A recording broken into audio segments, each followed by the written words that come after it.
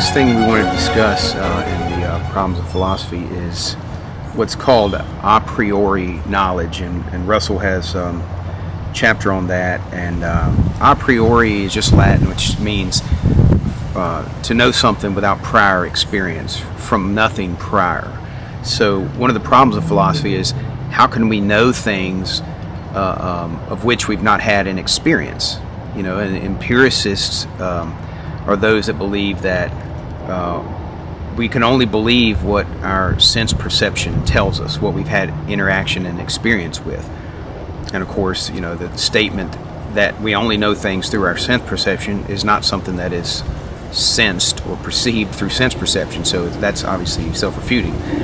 But the problem, one of the problems of philosophy with a priori knowledge is how can you know something prior to experience? And the primary, or at least usually what people point to indicate a priori knowledge would be like mathematics.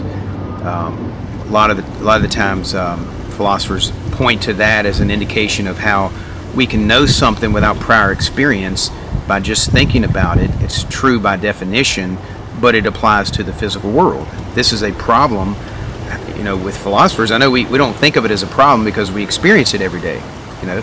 And one of the examples that he gives on page 84 here is what Immanuel Kant, who's trying to address this issue, that the empiricists actually denied a priori knowledge, that he said that pure mathematics would be an example of a priori knowledge. His stock instance, he says, was the proposition 7 plus 5 equals 12, and he pointed out quite truly that 7 and 5 have to be put together to give 12. The idea of 12 is not contained in them, nor even the idea of adding them together. And so numbers, he's concluding, are a priori. Mathematics is a priori knowledge, things that you know without any prior experience. Like, you don't experience the number 7. You may experience 7 particular things in the material world in your sense perception. You may have 7 individual sense perceptions, but you don't experience the number 7.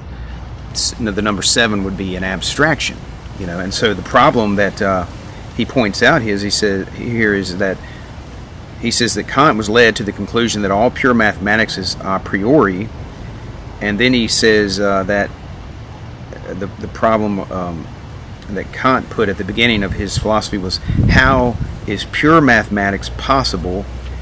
And he said it's an interesting and a difficult one, which every philosopher which is not purely skeptical must find some answer. So, you know, when people are you know, rejecting the concept of God and the concept of the Bible, you know, we can rightly point out that they are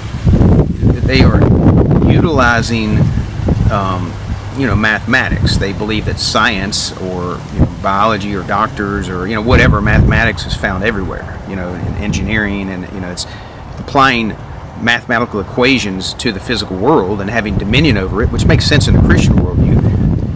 If you're trying to start with the mind as the final arbiter of truth, the mind has to determine, you know, your own subjective experience, what is true, what is objectively real, and what isn't. That's the, you know, framework that philosophers start with.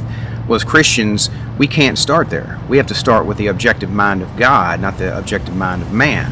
And so for us, it's not a problem that mathematics would apply to the objective, real, physical world, because it's God's world. He imposes His laws over it. He, you know, upholds it by the word of His power. And He made us with the capacity to be able to function in His world with our sense perception. So it makes perfect sense for a Christian. So Russell, you know, points out that the empiricists who deny a priori knowledge, or, you know, knowledge that would be a priori, that would actually apply to the physical world, that called empiricists, say they only believe that you know things through your sense perception. But he said they would generally say that mathematics is just an empirical generalization, kind of like if you say all swans are white, or all crows are black, or all men are mortal. You know, you examine a bunch of them, a series of them, and you sort of abstract this idea that, oh, every, you know, crow I've seen is black, and so therefore all crows are black. This general empirical statement. So when your empiricists say that that mathematics or a priori knowledge in general are just empirical generalizations, first of all, Russell answered that the inductive principle with which empirical generalizations are founded, as we discussed in the induction one, that said that the inductive principle cannot be proved by induction. And they said, secondly, that the general propositions of mathematics, such as 2 and 2 always make 4, can obviously be known with certainty by consideration of a single instance and gain nothing by enumeration of other cases in which they have not been found to be true. Thus, our knowledge of general propositions of mathematics, and the same applies to logic, must be accounted for otherwise than our mere probable knowledge of empirical generalizations such as all men are mortal. So it's a different kind of knowledge. It's a deductive certainty versus a probability. I don't have to add 2 plus 2 together a bunch of times to say, well, every other time I added 2 plus 2 together, it was 4, and so therefore the next time it's very likely to be 4 again. No, the mathematical precision and accuracy, it doesn't change. It's unchanging. This is the problem of philosophy. You have unchanging concepts or comprehensive entities, if you will, or that are comprehended, ideas that are comprehended with the mind. How do they exist and how do they apply accurately to the physical world, and how are they unchanging and absolute and invariant? And so mathematics is a perfect example of this issue, this problem.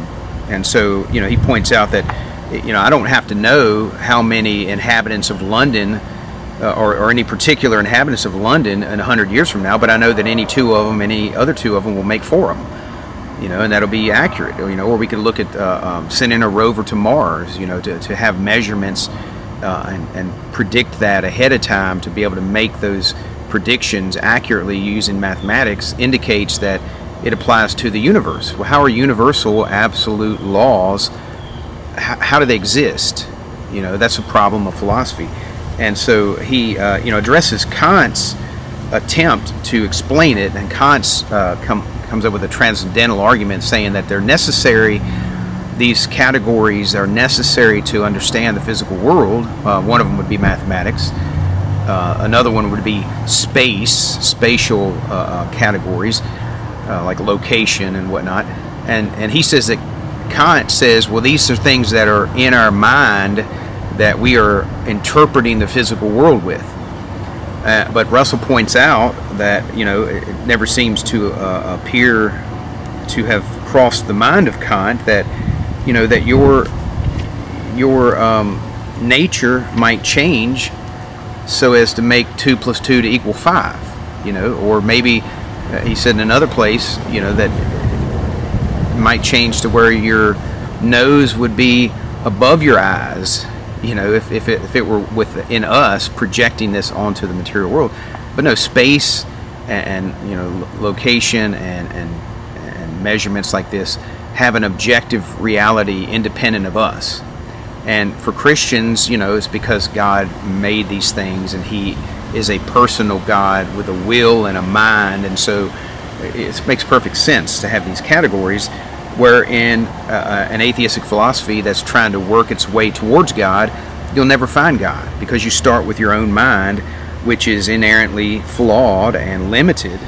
And he's also led to the understanding of category and a priori category, such as laws of logic, and he mentions the law of contradiction, but that these things apply to the physical world and to our thoughts and to all a priori knowledge. Again, how is this possible? How do laws of logic exist independent of us? And they're not just about our thoughts, they're about the physical world.